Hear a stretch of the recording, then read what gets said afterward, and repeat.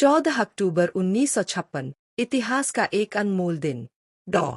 भीमराव अंबेडकर और उनके लाखों अनुयायी बौद्ध धर्म में परिवर्तित होते हैं। यह कदम केवल धर्म बदलने का नहीं था, यह सदियों के अन्याय, जातिवाद और अपमान के खिलाफ आवाज थी। अंबेडकर ने दिखाया कि समानता केवल कानून से नहीं, बल्कि विश्वास, धर्म और समाज के दृष्टिकोण से भी संभव है। यही अंतिम कदम था जो उनके जीवन मिशन, दलितों और वंचितों के लिए सम्मान, शिक्षा और अधिकार को पूर्णता देता है। बौद्ध धर्म स्वीकारना और दलित धर्मांतरण 1956। पृष्ठभूमि। डॉ. भीमराव अंबेडकर ने अपनी पूरी जीवन यात्रा में देखा कि जातिवाद और अस्पृश्यता केवल समाज तक ही सीमित नहीं, बल्कि धर्म और धार्मिक प्रथाओं में भी गहरे पैठी हुई थी। उन्होंने महसूस किया कि समानता और न्याय के लिए केवल सामाजिक और कानूनी सुधार पर्याप्त नहीं है, बल्कि धार्मिक स्तर पर भी बदलाव जरूरी था। बौद्ध धर्म उनके लिए आदर्श बन गया क्योंकि इसमें समानता, करुणा और तर्कशीलता का मूल था। धर्म परिवर्तन की योजना। 14 अक्टूबर 1956 को डॉ. अंबेडकर ने डॉ. महर्षि बुद्ध की शिक्षाओं के अनुसार बौद्ध धर्म स्वीकार किया। इस अवसर पर उनके साथ लगभग 5 लाख दलित अनुयायी भी बौद्ध धर्म में परिवर्तित हुए। यह भारत के इतिहास में सबसे बड़े संगठित धर्मांतरण आंदोलनों में से एक था। उद्देश्य और महत्व। दलित समाज को जातिगत भेदभाव से मुक्त करना, उन्हें धार्मिक और सामाजिक समानता का अधिकार देना, शिक्षा, न्याय और आत्मसम्मान के लिए एक सशक्त धार्मिक प्लेटफॉर्म तैयार करना। यह कदम अंबेडकर की समाज सुधार और मानवाधिकार यात्रा का अंतिम और निर्णायक चरण था। डॉ. अंबेडकर ने कहा, मैं दलितों को असमानता और अन्याय की बेड़ियों से मुक्त करना चाहता हूँ। बौद्ध धर्म ही हमें समानता और न्याय का रास्ता दिखा सकता है। प्रभाव। भारत में लाखों दलित बौद्ध धर्म में परिवर्तित हुए, जिन्हें बाद में नई बौद्ध जाति कहा गया। इस कदम ने दलितों को धार्मिक स्वतंत्रता और आत्मसम्मान दिया। बौद्ध धर्म के माध्यम से अंबेडकर ने दिखाया कि समानता और मानवाधिकार केवल कानून और शिक्षा से नहीं, बल्कि धर्म से भी सुनिश्चित किए जा सकते हैं। 1930 महाराष्ट्र का नासिक। अंबेडकर और उनके अनुयायी मंदिर की ओर बढ़ते हैं। यह केवल पूजा के लिए नहीं, यह समान अधिकार और सम्मान के लिए कदम है। उच्च जाति के लोग विरोध करते हैं, लेकिन अंबेडकर शांत रहते हैं और कहते हैं, हम अहिंसा के रास्ते से अपने अधिकार लेंगे। यह आंदोलन साबित करता है कि धर्म में भी समानता अनिवार्य है, और यही विचार उन्हें बौद्ध धर्म की ओर ले गया, जहां समानता और न्याय की शिक्षा सबसे ऊपर है। महत्व और प्रभाव। नासिक मंदिर आंदोलन ने दलितों को यह संदेश दिया कि धर्म में समान अधिकार उनके जन्मसिद्ध अधिकार है। यह आंदोलन अंबेडकर के जीवन के सामाजिक न्याय और समानता आंदोलन का हिस्सा बन गया। बाद में इसी आंदोलन ने उन्हें भगवान बुद्ध की शिक्षाओं की ओर आकर्षित किया, और 1956 में उन्होंने मिलियंस दलितों के साथ बौद्ध धर्म स्वीकार किया। नासिक मंदिर प्रवेश आंदोलन 1930। धर्म में समान अधिकार की मांग। पृष्ठभूमि। 1927 में चवदार तालाब आंदोलन के बाद अंबेडकर ने समझ लिया कि समानता केवल सामाजिक स्तर पर नहीं, धर्म और धार्मिक स्थल तक भी जरूरी है। उस समय भारत में मंदिरों में प्रवेश पर कड़ा जातिगत भेदभाव था। दलितों को मंदिरों में प्रवेश करने की पूर्ण मनाही थी। महाराष्ट्र के नासिक जिले में स्थित भीमाशंकर, कालेश्वर और अन्य प्रमुख मंदिरों में दलितों का प्रवेश निषिद्ध था। अंबेडकर ने यह तय किया कि अब धर्म में समान अधिकार के लिए आंदोलन किया जाएगा। आंदोलन की तैयारी। अंबेडकर ने बहिष्कृत हितकारिणी सभा और स्थानीय दलितों को संगठित किया। उन्होंने कहा, हम केवल पूजा करने नहीं जा रहे, हम अपने धर्म और सम्मान के अधिकार के लिए जा रहे हैं। इस आंदोलन का उद्देश्य था दलितों को मंदिर में प्रवेश का अधिकार दिलाना, समाज में यह संदेश देना कि धर्म में भी समानता आवश्यक है। घटना का दिन 1930। आंदोलन के दौरान दलित पुरुष और महिलाएं मंदिर की ओर बढ़े। अंबेडकर ने जोर देकर कहा कि किसी भी परिस्थिति में अहिंसा बनाए रखें। कुछ उच्च जाति के लोगों ने विरोध किया, लेकिन आंदोलन शांतिपूर्ण और संगठित रहा। आंदोलन के बाद मंदिर के प्रबंधन ने दलितों के प्रवेश को रोकने के लिए कानूनी और सामाजिक बहाने बनाए। हालांकि तत्काल सफलता नहीं मिली, लेकिन यह आंदोलन सांकेतिक रूप से दलितों के अधिकारों के लिए ऐतिहासिक कदम बन गया। नासिक मंदिर प्रवेश आंदोलन 1930। धर्म में समान अधिकार की मांग। पृष्ठभूमि। 1927 में चवदार तालाब आंदोलन के बाद अंबेडकर ने समझ लिया कि समानता केवल सामाजिक स्तर पर नहीं, धर्म और धार्मिक स्थल तक भी जरूरी है। उस समय भारत में मंदिरों में प्रवेश पर कड़ा जातिगत भेदभाव था। दलितों को मंदिरों में प्रवेश करने की पूर्ण मनाही थी। महाराष्ट्र के नासिक जिले में स्थित भीमाशंकर, कालेश्वर और अन्य प्रमुख मंदिरों में दलितों का प्रवेश निषिद्ध था। अंबेडकर ने यह तय किया कि अब धर्म में समान अधिकार के लिए आंदोलन किया जाएगा। आंदोलन की तैयारी। अंबेडकर ने बहिष्कृत हितकारिणी सभा और स्थानीय दलितों को संगठित किया। उन्होंने कहा, हम केवल पूजा करने नहीं जा रहे, हम अपने धर्म और सम्मान के अधिकार के लिए जा रहे हैं। इस आंदोलन का उद्देश्य था दलितों को मंदिर में प्रवेश का अधिकार दिलाना, समाज में यह संदेश देना कि धर्म में भी समानता आवश्यक है। घटना का दिन 1930। आंदोलन के दौरान दलित पुरुष और महिलाएं मंदिर की ओर बढ़े। अंबेडकर ने जोर देकर कहा कि किसी भी परिस्थिति में अहिंसा बनाए रखें। कुछ उच्च जाति के लोगों ने विरोध किया, लेकिन आंदोलन शांतिपूर्ण और संगठित रहा। आंदोलन के बाद मंदिर के प्रबंधन ने दलितों के प्रवेश को रोकने के लिए कानूनी और सामाजिक बहाने बनाए। हालांकि तत्काल सफलता नहीं मिली, लेकिन यह आंदोलन सांकेतिक रूप से दलितों के अधिकारों के लिए ऐतिहासिक कदम बन गया। हिंसा और विरोध। इस कदम से ऊंची जातियों में भारी आक्रोश फैल गया। उन्होंने तालाब को अपवित्र घोषित किया, दलितों के घरों पर हमला किया और बाद में तालाब का गंगा जल से शुद्धिकरण कराया। परंतु डॉ. अंबेडकर ने पीछे हटने से इनकार किया। उन्होंने कहा, उन्होंने तालाब को नहीं, मानवता को अपवित्र किया है। कानूनी संघर्ष। मामला अदालत में पहुंचा। अदालत ने कहा कि दलितों को तालाब का पानी पीने से रोकना अवैधानिक इलीगल है, क्योंकि वह सरकारी संपत्ति है। इस फैसले ने आंदोलन को कानूनी जीत भी दिलाई। महत्व। चवदार तालाब आंदोलन भारत के इतिहास में पहला संगठित सामाजिक समानता का आंदोलन था। यह सिर्फ पानी पीने का संघर्ष नहीं था, यह मानव अधिकारों और समानता की घोषणा थी। इस आंदोलन के बाद अंबेडकर पूरे भारत के दलित समाज के नेता बन गए। चवदार तालाब आंदोलन 1927, पानी और समानता की लड़ाई। पृष्ठभूमि। 1920 के दशक में भारत में अस्पृश्यता अनटचेबिलिटी चरम पर थी। दलितों को न केवल मंदिरों में प्रवेश से रोका जाता था, बल्कि उन्हें सार्वजनिक कुओं, तालाबों, स्कूलों और सड़कों तक से दूर रखा जाता था। महाराष्ट्र के महाद, जिला रायगढ़ में एक सार्वजनिक तालाब, चवदार तालाब, था, जो सरकारी संपत्ति थी और सबके लिए खुला होना चाहिए था। लेकिन दलितों को वहां से पानी लेने की मनाही थी। डॉ. भीमराव अंबेडकर ने यह तय किया कि इस अन्याय को अब खत्म किया जाएगा। आंदोलन की तैयारी। 19 मार्च 1927 को महाद नगर परिषद म्युनिसिपल काउंसिल ने एक प्रस्ताव पारित किया कि चवदार तालाब सभी नागरिकों के लिए खुला रहेगा, लेकिन ऊंची जातियों के लोगों ने इसका विरोध किया। अंबेडकर ने बहिष्कृत हितकारिणी सभा के माध्यम से एक ऐतिहासिक सत्याग्रह आयोजित किया, जिसे इतिहास में महाद सत्याग्रह या चवदार तालाब आंदोलन कहा गया। घटना का दिन 20 मार्च 1927। इस दिन करीब 2500 से 3000 दलित पुरुष और महिलाएं महाद में एकत्र हुए। डॉ.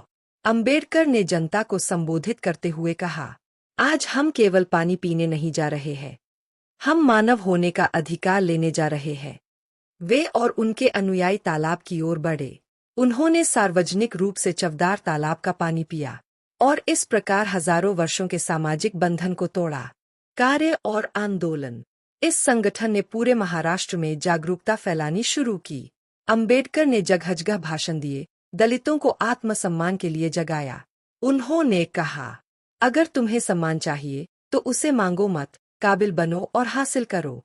सभा के माध्यम से उन्होंने विद्यालय खोले, छात्रों को किताबें और छात्रवृत्ति दिलाई और समाज में आत्मसम्मान आंदोलन की नींव रखी। समाज में परिवर्तन की लहर। यह सभा भारत में दलित चेतना का पहला संगठित आंदोलन थी। लोगों ने महसूस किया कि उनकी आवाज भी मायने रखती है। इसी संगठन ने आगे चलकर नासिक मंदिर प्रवेश आंदोलन, चवदार तालाब आंदोलन और संविधान सभा में प्रवेश तक का मार्ग प्रशस्त किया। महत्व। बहिष्कृत हितकारिणी सभा ने भारत के सामाजिक इतिहास में नया अध्याय लिखा। इसने अछूतों को यह एहसास दिलाया कि वे भी स्वाभिमान के साथ जी सकते हैं। यह संगठन केवल सामाजिक नहीं बल्कि मानव अधिकार आंदोलन की शुरुआत था। डॉक्टर अंबेडकर की भारत वापसी और बड़ौदा में सेवा का अनुभव, भेदभाव की सच्चाई। भारत वापसी 1917 में विदेश में उच्च शिक्षा PhD in economics Columbia university पूरी करने के बाद डॉ. भीमराव अंबेडकर भारत लौटे। अब उन्हें बड़ौदा राज्य में सेवा करने की शर्त पूरी करनी थी, जैसा कि 1913 के समझौते में लिखा गया था। वे बड़े सपनों और उम्मीदों के साथ लौटे थे कि अब वे अपनी शिक्षा से समाज और प्रशासन में बदलाव ला सकेंगे। लेकिन जो अनुभव उनका बड़ौदा पहुंचने पर हुआ, उसने उनके जीवन की दिशा ही बदल दी। बड़ौदा में नियुक्ति। उन्हें बड़ौदा राज्य की सेना विभाग मिलिट्री सेक्रेटरी ऑफिस में काम करने की जिम्मेदारी दी गई। वहां वे उच्च अधिकारी के पद पर थे, लेकिन उनकी जाति अछूत होने के कारण उन्हें सम्मान की बजाय अपमान का सामना करना पड़ा। कटु भेदभाव का अनुभव। कार्यालय में व्यवहार। जब अंबेडकर ऑफिस पहुंचे तो उनके सहकर्मी उन्हें कुर्सी या फाइलें छूने तक नहीं देते थे। चाय लाने वाला चपरासी पूछता, साहब आपका कप कहाँ अलग रखूं? क्योंकि लोग मानते थे कि अगर उन्होंने वही कप इस्तेमाल किया जो बाकी करते हैं तो अपवित्र हो जाएगा। रहने की समस्या। बड़ौदा में उन्हें ठहरने के लिए कोई होटल नहीं मिल रहा था, क्योंकि वे दलित थे। अंततः उन्हें एक पारसी होटल में झूठा नाम मिस्टर प्रभाकर देकर रहना पड़ा। लेकिन जब होटल वाले को उनकी पहचान पता चली तो उन्हें रातों रात निकाल दिया गया। मानसिक पीड़ा। इतने पढ़े लिखे सम्मानित व्यक्ति को सिर्फ उसकी जाति के कारण अपमान झेलना पड़ा। यह अनुभव उनके लिए बहुत दर्दनाक और निर्णायक साबित हुआ। जीवन में बड़ा मोड़। इस अपमान ने अंबेडकर को अंदर से झकझोर दिया। उन्होंने समझ लिया कि सिर्फ शिक्षा से समाज नहीं बदलेगा जब तक जाति व्यवस्था खत्म नहीं होगी। उन्होंने बड़ौदा की नौकरी छोड़ दी और यह प्रण लिया कि वे अपने जीवन को दलितों और वंचितों के अधिकारों के लिए समर्पित करेंगे। उसी पल से डॉ. अंबेडकर सरकारी अधिकारी से सामाजिक क्रांतिकारी बन गए। यह घटना उनके जीवन की सबसे महत्वपूर्ण मोड़ थी। इसने उन्हें यह समझाया कि भारत में समानता लाने के लिए सामाजिक, राजनीतिक और धार्मिक सुधार जरूरी है। यही अनुभव आगे चलकर बहिष्कृत हितकारिणी सभा, मूवमेंट और संविधान निर्माण का आधार बना। डॉक्टर अंबेडकर की भारत वापसी और बड़ौदा में सेवा का अनुभव, भेदभाव की सच्चाई। भारत वापसी 1917 में विदेश में उच्च शिक्षा PhD in economics Columbia university पूरी करने के बाद डॉ. भीमराव अंबेडकर भारत लौटे। अब उन्हें बड़ौदा राज्य में सेवा करने की शर्त पूरी करनी थी, जैसा कि 1913 के समझौते में लिखा गया था। वे बड़े सपनों और उम्मीदों के साथ लौटे थे कि अब वे अपनी शिक्षा से समाज और प्रशासन में बदलाव ला सकेंगे। लेकिन जो अनुभव उनका बड़ौदा पहुंचने पर हुआ, उसने उनके जीवन की दिशा ही बदल दी। बड़ौदा में नियुक्ति। उन्हें बड़ौदा राज्य की सेना विभाग मिलिट्री सेक्रेटरी ऑफिस में काम करने की जिम्मेदारी दी गई। वहां वे उच्च अधिकारी के पद पर थे, लेकिन उनकी जाति अछूत होने के कारण उन्हें सम्मान की बजाय अपमान का सामना करना पड़ा। कटु भेदभाव का अनुभव। कार्यालय में व्यवहार। जब अंबेडकर ऑफिस पहुंचे तो उनके सहकर्मी उन्हें कुर्सी या फाइलें छूने तक नहीं देते थे।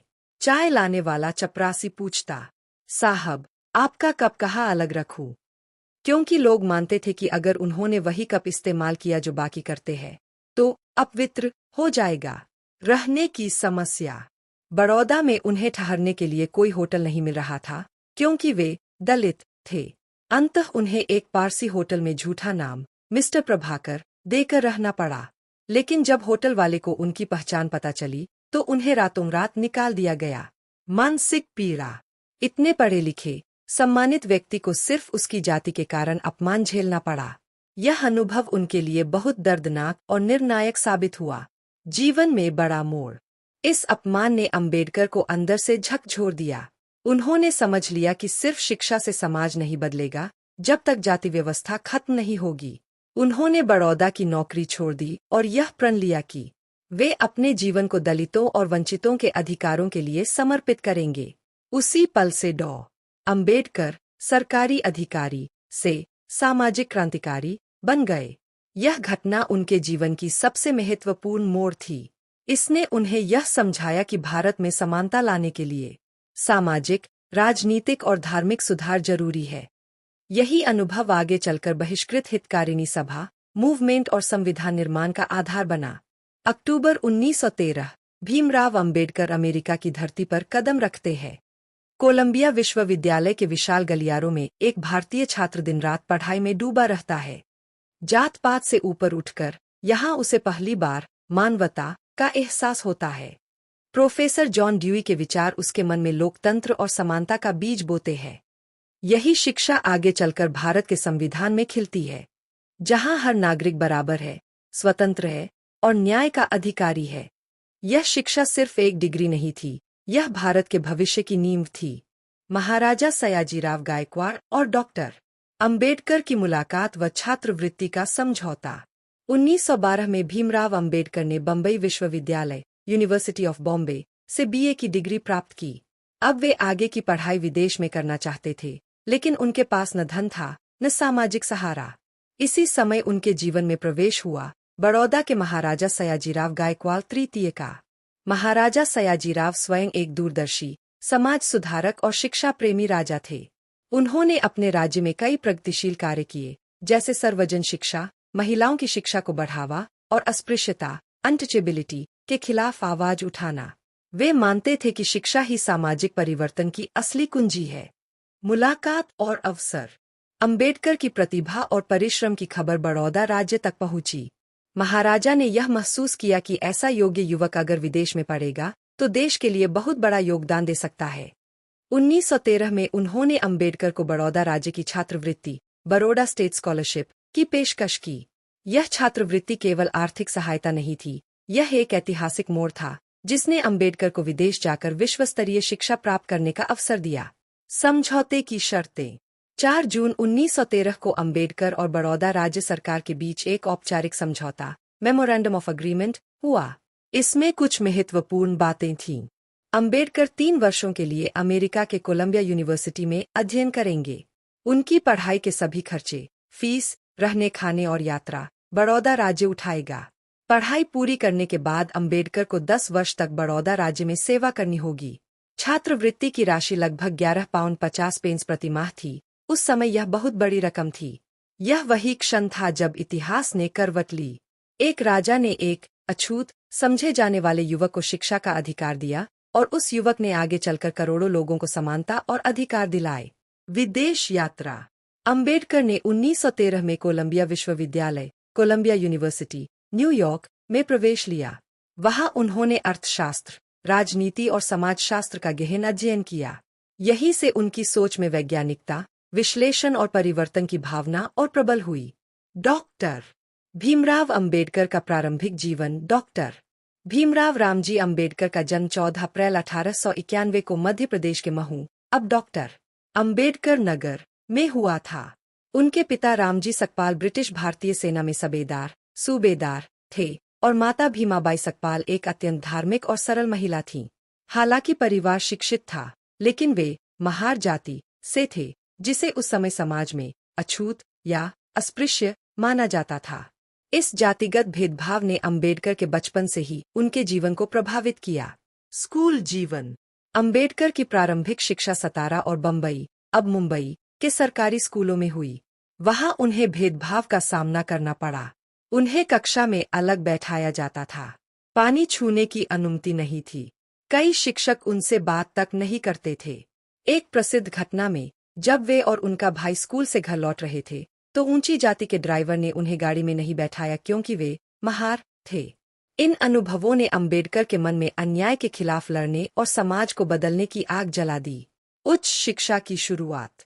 1897 में वे मुंबई आए और एल्फिंस्टन हाई स्कूल में दाखिल हुए, जहां वे अपनी जाति के पहले छात्र थे जिन्होंने यह स्तर की शिक्षा प्राप्त की।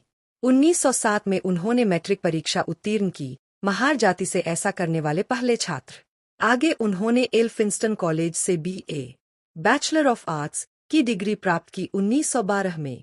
उसी दौरान उनकी प्रतिभा देखकर ही महाराजा सयाजीराव गायकवाड़, बड़ौदा स्टेट, ने उनकी योग्यता पर ध्यान दिया और छात्रवृत्ति की पेशकश की, जिसने आगे उनकी जिंदगी की दिशा बदल दी। सामाजिक और मानसिक संघर्ष।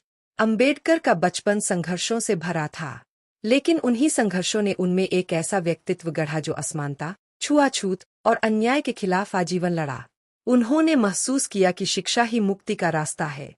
यही कारण था कि बाद में उन्होंने कहा, शिक्षित बनो, संगठित रहो, संघर्ष करो। महाराजा सयाजीश्वर सयाजीराव गायकवाड़ III की छात्रवृत्ति, कैसे और क्यों उसने डॉक्टर B.R. अम्बेडकर की जिंदगी बदल दी। विस्तृत विवरण। 1913 के आसपास, जब भीमराव रामजी अम्बेडकर ने भारत में अपनी प्रारंभिक शिक्षा पूरी की थी, वे आर्थिक और सामाजिक बाधाओं के कारण आगे की उच्च शिक्षा के साधन नहीं जुटा पा रहे थे। उसी समय महाराजा सयाजीराव गायकवाड़ ने यह नीति अपनाई कि प्रतिभाशाली लेकिन आर्थिक रूप से असहाय छात्रों को विदेशी शिक्षा के अवसर देने से लंबे समय में समाज का वास्तविक लाभ होगा। उन्होंने अम्बेडकर को बड़ौदा राज्य की ओर से छात्रवृत्ति दी, एक औपचारिक समझौते के साथ जिसमें यह शर्त थी कि अम्बेडकर विदेश जाकर उच्च शिक्षा पूरी करेंगे और पढ़ाई के बाद राज्य सेवा में अपना योगदान देंगे। इस सहायता का सीधा असर यह हुआ कि अम्बेडकर को कोलंबिया विश्वविद्यालय और बाद में इंग्लैंड में पढ़ने का मौका मिला, जहां उन्होंने आधुनिक सामाजिक विज्ञान, अर्थशास्त्र और विधिक शिक्षा प्राप्त की। इन शिक्षाओं ने उनके विचार, शोध क्षमता और नेतृत्व कुशलता को आकार दिया, और अंततः वे भारत के संवैधानिक ढांचे तथा दलित अधिकार आंदोलन के सबसे प्रभावशाली हित एक्ट बनकर उभरे। संक्षेप में, महाराजा की छात्रवृत्ति ने केवल एक छात्र को विदेश भेजा नहीं, उसने उस समय की सीमाएं तोड़ी, अवसरों के दरवाजे खोले और दीर्घकालिक सामाजिक परिवर्तन के बीज बोए। क्यों महत्वपूर्ण है? विश्लेषण टिप्पणियां। यह दिखाता है कि राजनीति और व्यक्तिगत संरक्षण, पैट्रोनेज, से किस तरह समाज के तबके बदल सकते हैं। केवल आर्थिक सहायता नहीं, समझौते और आश्वासन ने अम्बेडकर को मान्यता, नेटवर्क और अकादमिक मंच दिए। भले ही वापसी पर अम्बेडकर को बड़ौदा में कठिनाइयां सहनी पड़ी, लेकिन वह विदेशी शिक्षा उनके बाद के जीवन कार्य, संविधान, सामाजिक सुधार की नींव बनी।